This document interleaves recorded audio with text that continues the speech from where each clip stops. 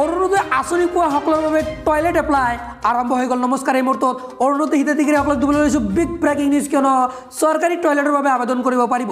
চৰকাৰী টয়লেটৰ আবেদন প্ৰক্ৰিয়া আৰম্ভ হৈ গৈছে। আপুনি কিন্তু চৰকাৰী টয়লেট লাভ কৰিব যদি আবেদন কৰে। আবেদন কেনেকৈ কৰিব সম্পূৰ্ণ প্ৰচেছ চাই লওক। ইয়াৰ বাবে প্ৰথমত মোবাইল ফোনৰ পৰা যিকোনো এটা ব্ৰাউজাৰ অপেন কৰিব। তাৰপিছত গুগলৰ চাৰ্চ বাৰত টাইপ কৰি দিব লাগিব অৰুণোদয়। অৰুণোদয় লিখি চাৰ্চ কৰিলে একেবাৰে ওপৰত যিটো লিংক আহিব অৰুণোদয়, ইয়াতে চাওক আসাম অৰুণোদয় স্কিম, জাষ্ট ইয়াতে ক্লিক কৰিব। ক্লিক কৰি দিয়াৰ লগে লগে পৰৱৰ্তী পেজটো এনেকৈ খোল খাই যাব। অৰুণোদয়ৰ যিটো আসাম ষ্টেট পৰ্টেল এনেকৈ খোল খাই যাব। স্ক্ৰল ডাউন কৰি তলত আহিব, একেবাৰে তলত আহিব। একেবাৰে তলত আহিলে চাওক ইয়াতে সুন্দৰকৈ লক্ষ্য কৰিব পাৰিব। একেবাৰে তলত আহিলে আধাৰ লিংকছ লিখা থাকিব। প্ৰথম দি আছে সাৰ্চ ভাৰত। সাৰ্চ ভাৰত অপশ্যনত ক্লিক কৰিব। ক্লিক কৰাৰ পিছত অকেত ক্লিক কৰি দিয়াৰ লগে লগে সাৰ্চ ভাৰতৰ অফিচিয়েল পৰ্টেললৈ ৰিডাইৰেক্ট কৰিব। এতিয়া আপোনাৰ সন্মুখত এনেকৈ পেজটো খোল খাই যাব। স্ক্ৰল ডাউন কৰি তলত আহিব। তলত আহিলে চাওক ইয়াতে সুন্দৰকৈ লিখা আছে। চাওক ইয়াতে আহিছে application form for IACCL, just ইয়াতে ক্লিক কৰি দিব লাগিব। ইয়াতে ক্লিক কৰি দিয়াৰ লগে লগে পৰৱৰ্তী পেজটো এনেকৈ খোল খাই যাব। ইয়াতে চিটিজেন ৰেজিষ্ট্ৰেশ্যন আছে, প্ৰথমত ৰেজিষ্ট্ৰেশ্যন কৰিব লাগিব। ইয়াতে ৰেজিষ্ট্ৰেশ্যন কৰাৰ বাবে আপুনি চিটিজেন ৰেজিষ্ট্ৰেশ্যন অপশ্যনত ক্লিক কৰিব লাগিব। ক্লিক কৰি দিয়াৰ লগে লগে আপুনি ইয়াতে চাওক এছ লগইন আইডি অৰ্থাৎ ইয়াতে মোবাইল নম্বৰ বহুৱাই দিব লাগিব। তাৰপিছত ইয়াতে নেম দিব লাগিব, জেণ্ডাৰ চিলেক্ট কৰিব লাগিব, মেল ফিমেল যি জেণ্ডাৰ হয় জেণ্ডাৰ চিলেক্ট কৰিব লাগিব। তাৰপিছত ইয়াতে সম্পূৰ্ণ এড্ৰেছটো লিখিব, ষ্টেট চিলেক্ট কৰিব, ইয়াৰ পৰা আসাম চিলেক্ট কৰি দিব লাগিব। এইখিনি দিয়াৰ পিছত এটা কোড পাব, ইয়াতে কেপচা 6629 আপোনালোকৰ ব্লেককৈ আহিব পাৰে। সেইখিনি বহুৱাই জাষ্ট ছাবমিট অপশ্যনত ক্লিক কৰিব। ক্লিক কৰি দিয়াৰ লগে লগে আপোনাৰ ৰেজিষ্টাৰ হৈ যাব। ৰেজিষ্টাৰ হোৱাৰ পিছত আপুনি লগ ইন কৰিব।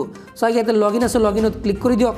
এতিয়া আপোনাৰ যিটো মোবাইল নম্বৰ ৰাখিছে মোবাইল নম্বৰ আপুনি ইয়াতে বহুৱাই দিব। আপোনাৰ মোবাইল নম্বৰ বহুৱাই গেট OTP ক্লিক কৰিব।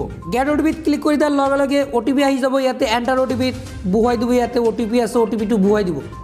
OTPটো বহুৱাই দিয়াৰ পিছত চিকিউৰিটি কোড আছে, ইয়াতে চাওক এণ্টাৰ চিকিউৰিটি কোড বহুৱাই দিব। বহুৱাই দিয়াৰ পিছত চাইন ইন অপশ্যন পাব, চাইন ইন অপশ্যনত আপুনি ক্লিক কৰিব। চাইন ইনত যেতিয়াই ক্লিক কৰি দিব চাওক ইয়াতে এনেকৈ আহি যাব ৱেলকাম। তাৰপিছত নাম চাব পাৰিব। আপোনাৰ কিন্তু ডেশবৰ্ড এনেকৈ খোল খাই যাব।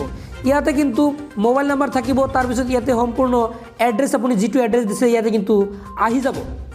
চাওক ইয়াতে সুন্দৰকৈ লক্ষ্য কৰিব পাৰিছে। এতিয়া আবেদন কৰাৰ বাবে আপুনি কি কৰিব, লেফ্টত 3 লাইন পাব। চ' ডিয়াৰ ভিউৱাৰ্ছ, আপোনালোকক এটা কৈ ৰাখোঁ যে আপোনাৰ এটা লগইন আইডি, আপুনি যদি এটা ID বনাইছে তেনেহ'লে এই আইডিৰ জৰিয়তে আপুনি লাখ লাখ মানুহৰ আবেদন কৰি দিব পাৰিব। চ' এতিয়া আবেদন কৰাৰ বাবে লেফ্টত 3 লাইন পাব। 3 লাইনত ক্লিক কৰিলে নিউ এপ্লিকেশ্যন আহিব। নিউ এপ্লিকেশ্যনত ক্লিক কৰিব লাগিব।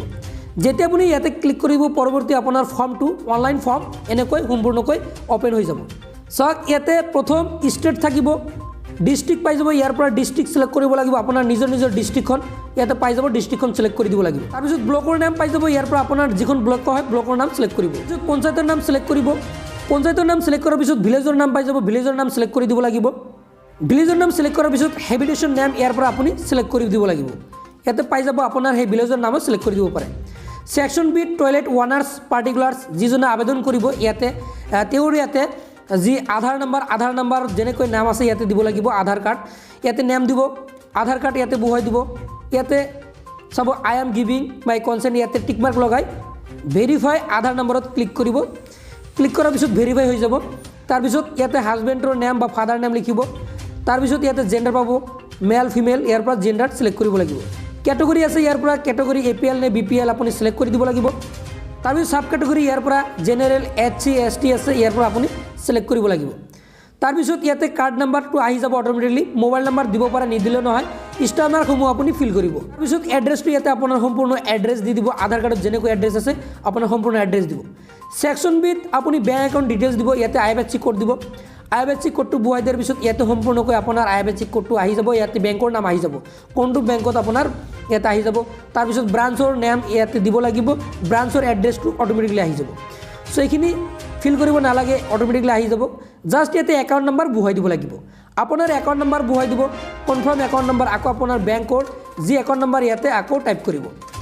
Scan first page of passbook, আপোনাৰ বেংকৰ পাছবুকটো ইয়াতে চুজ ফাইলত ক্লিক কৰি আপলোড কৰি দিব লাগিব। আপলোড কৰি দিয়াৰ পিছত আপুনি ইয়াতে চাব এপ্লাই অপশ্যনত ক্লিক কৰিব। ক্লিক কৰি দিয়াৰ লগে লগে আপোনাৰ ৰেজিষ্ট্ৰেশ্যন ছাকচেছফুল হ'ব। আপোনাৰ এখন ৰেফাৰেঞ্চ নম্বৰ আহিব, আপুনি ৰেফাৰেঞ্চ নম্বৰখন স্ক্ৰীনশ্বট মাৰি ৰাখি দিব। সো এইটো আছিল ফুল প্ৰচেছ যে আপুনি চৰকাৰী টয়লেটৰ বাবে কেনেকৈ আবেদন কৰিব আপোনাৰ মোবাইল ফোনৰ জৰিয়তে আশা কৰিলোঁ আপুনি এই ভিডিঅ'টোৰ পৰা জানিব পাৰিলে যদি ভিডিঅ'টো ভাবিছে হেল্পফুল তেনে ক্ষেত্ৰত আপোনাক ৰিকুৱেষ্ট কৰিলোঁ তলত চাওক শ্বেয়াৰ আছে আপুনি শ্বেয়াৰত ক্লিক কৰি আনকো দেখাৰ সুযোগ কৰি দিয়ক যাতে সকলোৱে চৰকাৰী টয়লেট এখনকৈ ল'ব পাৰে সো আকৌ যদি আপুনি এনেকুৱা ধৰণৰ হেল্পফুল তথা ইনফৰ্মেটিভ ভিডিঅ' পাব বিচাৰে আপোনাৰ মোবাইল ফোনৰ জৰিয়তে তেনে ক্ষেত্ৰত আপুনি চেনেলটো ছাবস্ক্ৰাইব কৰি ৰাখক ফেচবুক পেজটো যদি ফ'ল' কৰা নাই ফেচবুক পেজটো ফ'ল' কৰি ৰাখক সো আজিলৈ ইমানে বাই বাই